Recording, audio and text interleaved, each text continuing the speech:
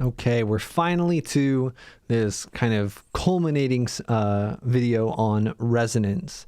We've done a lot of exploration. We've said, okay, what's the qualitative change as the forcing frequency gets close to the natural frequency? And we saw loads of wonderful graphs. We got to hear some out of tune pitches to kind of visualize what hear what that kind of sounds like. And we're going to end with these two videos that talk a little bit more about resonance. So first off, if the natural frequency equals the forcing frequency, then the oscillator is in resonance.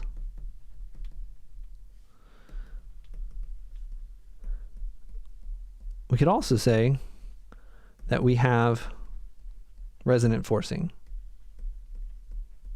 And that can be very good or very bad, as we'll talk about in the next video with some real life examples of what can happen when the natural frequency is equal to the forcing frequency. Yeah, good things and bad things. So we've already seen the qualitative behavior of what this looks like, right?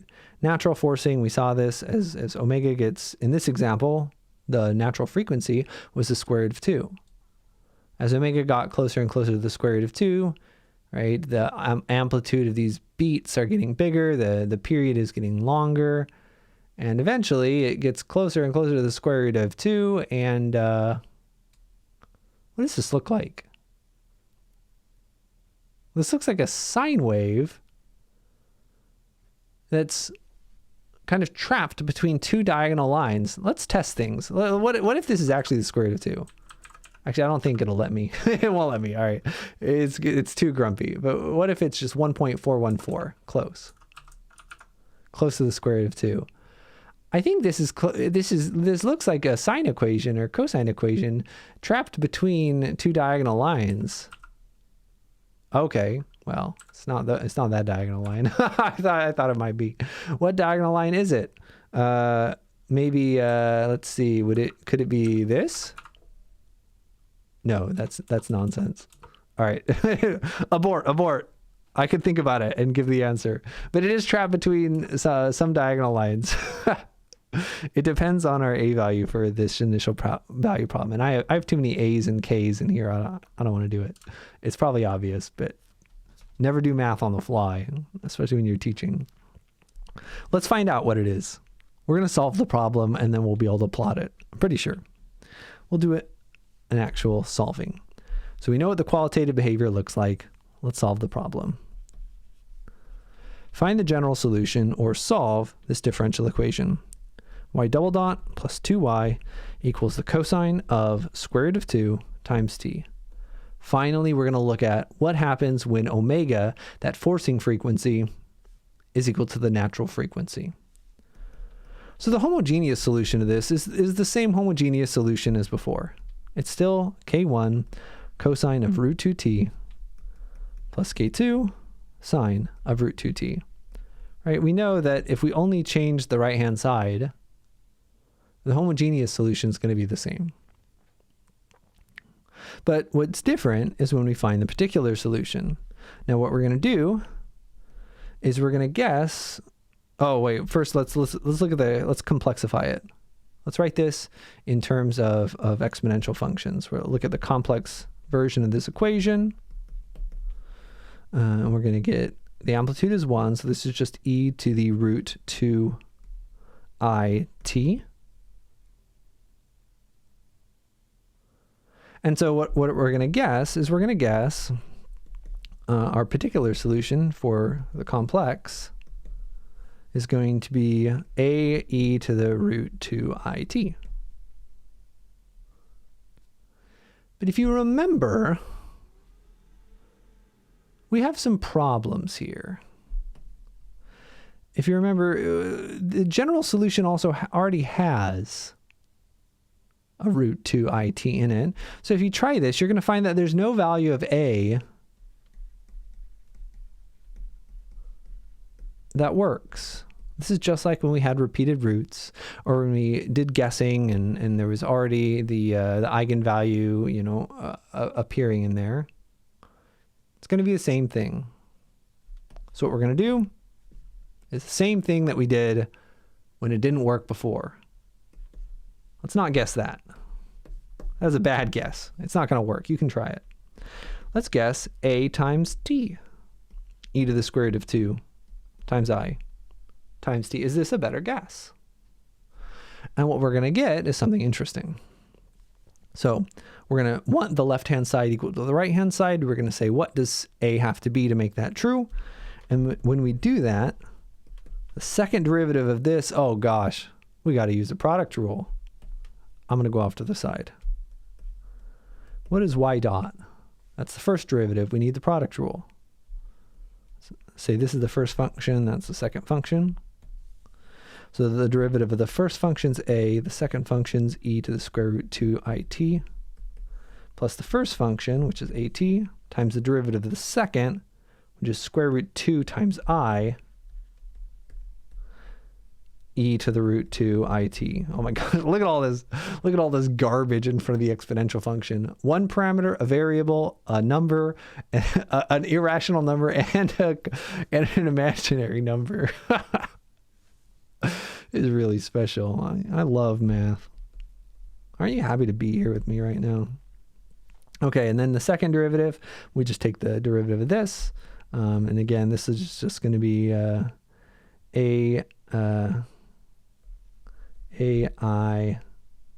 need to stay consistent with the order.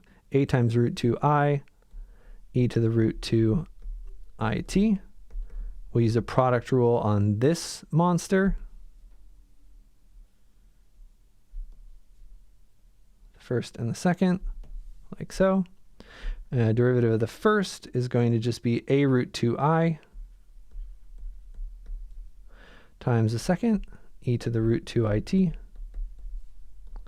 plus the first, which stays the same, a times t, root 2I, derivative of this, square root of 2 times the square root of 2, okay, is now no longer a root. I times I is I squared, which is negative 1. Oh, that cleans up really nice. Okay.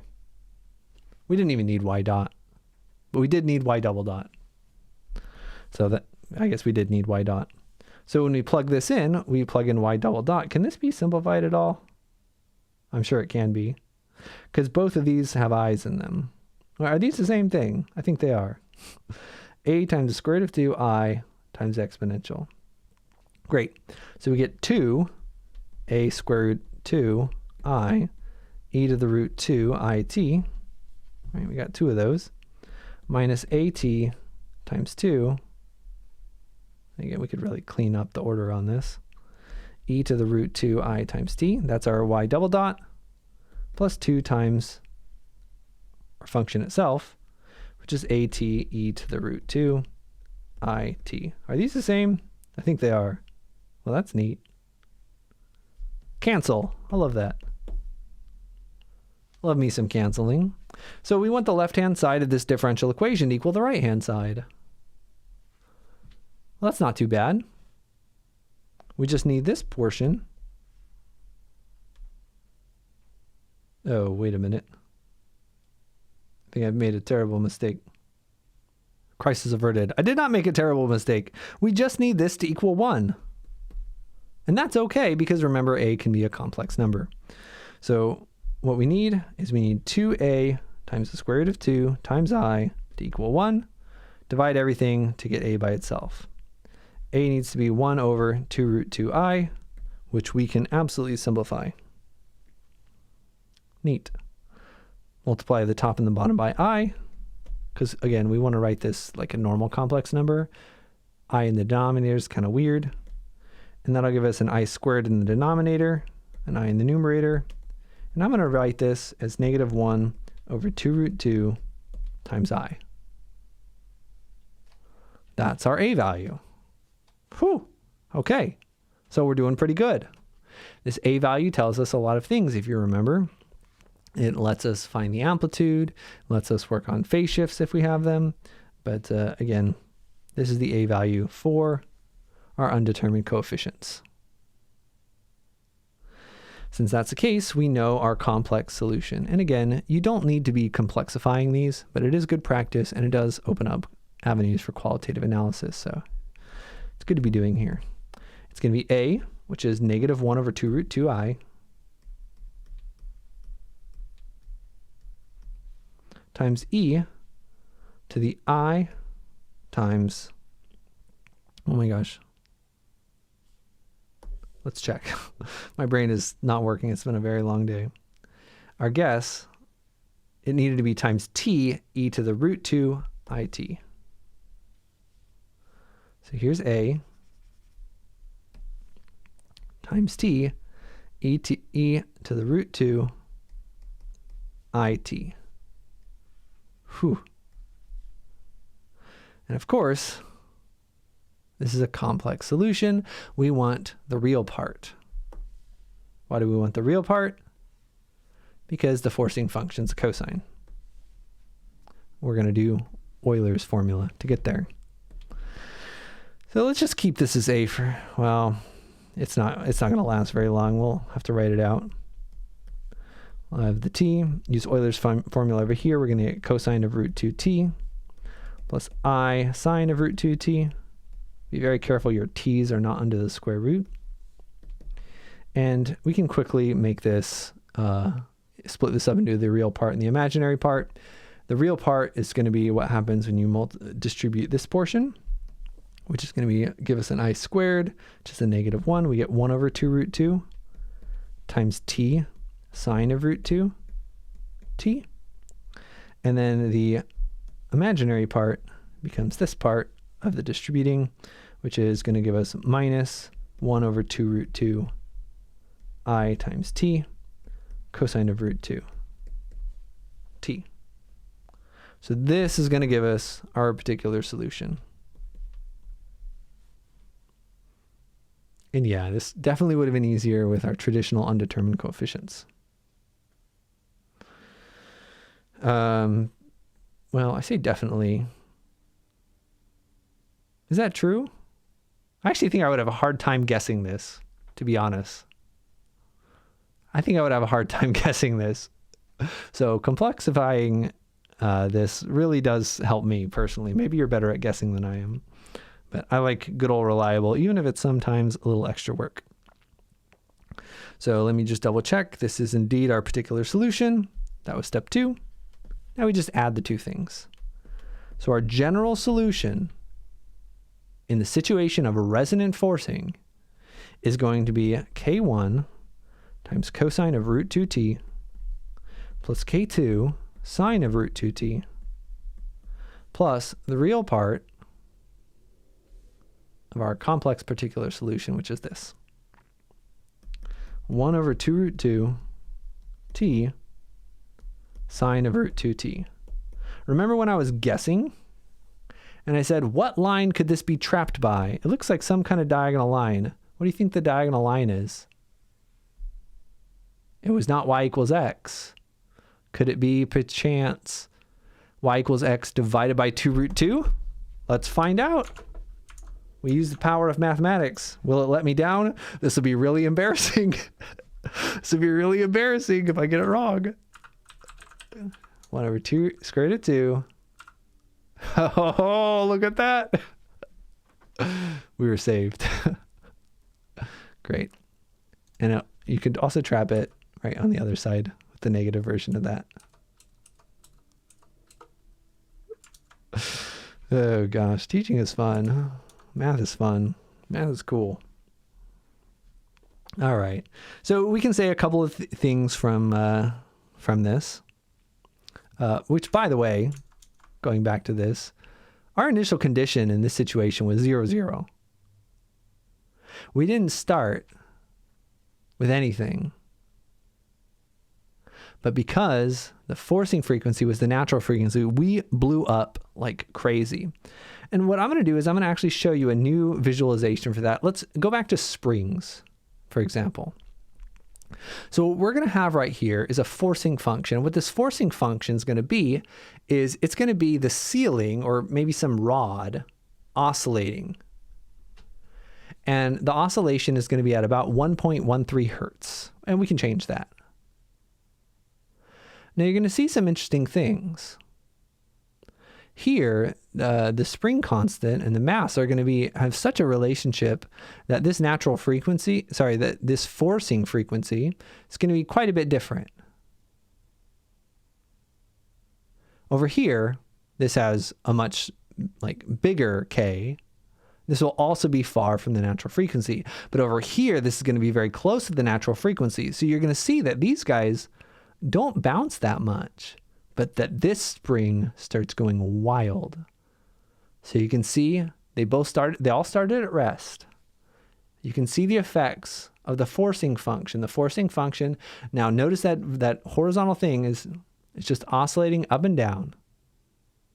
It's not doing anything crazy. But because the frequency of that forcing function, the frequency of that rod moving up and down is close enough to the natural frequency of this spring that that middle one is really going pretty wild, even though it started from rest. This is just like when you're on the swing set. You know how you're on the swing set and you want to go fast? Well, if you just make your legs go super fast, that's like a really fast forcing frequency. That doesn't do anything. And of course, if you make your legs move really slow, that doesn't do anything either. But if you pump your legs with the same frequency as you're swinging, you gain a lot of height. And we can see that here. And of course, this isn't going to go off to infinity, because in a real spring, the position can never the spring can't fling to the other side. It's going to hit the wall eventually. But you can see a lot of craziness when that happens. And similarly, again, if we think of the concept of this picture, early on in this chapter, I asked the question, can a singer shatter glass? And the answer is yes. If you sing at the natural frequency of glass, and the natural frequency of glass is about 556 hertz. We listened to A440 earlier. Well, this is a higher pitch than that. You have to sing it. And what turns out is you have to sing it loud enough too. You can't just play this pitch and have glass break. But if you do it at an amplitude of about 105 decibels, which is very loud. So I don't think a lot of people can do it, but I know they did it on Mythbusters. Okay. If you sing it extremely loud, you can break glass by singing. So did not seem to be a myth. And here's the math behind it. That's pretty cool. It's all about resonance. And we'll talk about some of the other things that resonance can do with a quick little summary video where we talk about the Millennium Bridge, but should be quick and fun.